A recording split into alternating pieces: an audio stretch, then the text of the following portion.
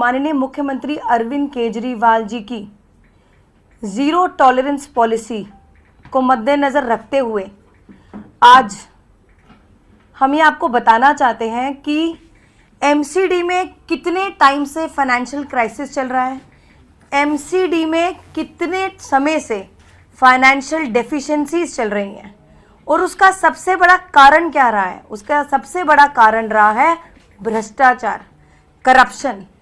और सबसे बड़ा डिपार्टमेंट है जो करप्शन में इन्वॉल्व है वो है हाउस टैक्स डिपार्टमेंट।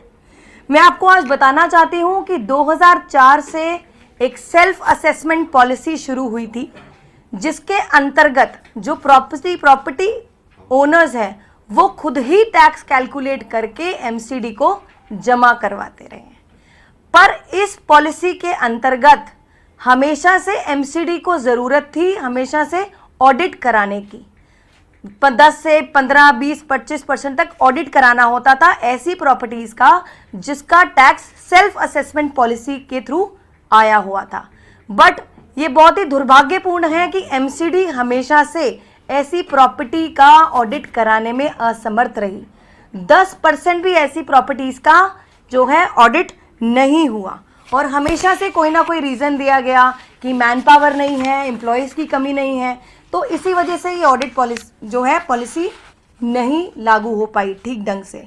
अभी कुछ ही दिन पहले हमारे ये पता लगा हम लोगों को कि दिल्ली में ऐसी 2 प्रॉपर्टीज़ हैं जो दिल्ली में 2 बहुत बड़ी रसूख जो हमारे उन प्रॉपर्टीज़ के ओनर्स हैं, रसूख व्यक्ति हैं, ऐसे प्रॉपर्टीज़ पे 12 करोड़ लगभग 12 करोड़ का जो हाउस टैक्स है वो बकाया है।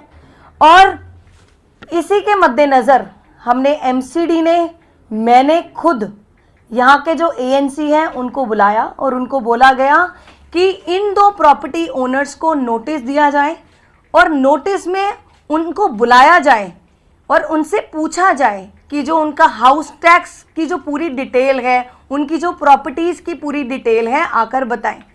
तो एएनसी ने हमारे कहने पे नोटिस तो भेज दिया, पर वो दोनों प्रॉपर्टी ओनर्स यहाँ पर एमसीडी में आकर उन्होंने कुछ भी आकर अपनी डिटेल नहीं बताई और कोई भी एक्शन एएनसी कुणाल कश्यप जी उन्होंने आगे कोई भी एक्शन नहीं लिया।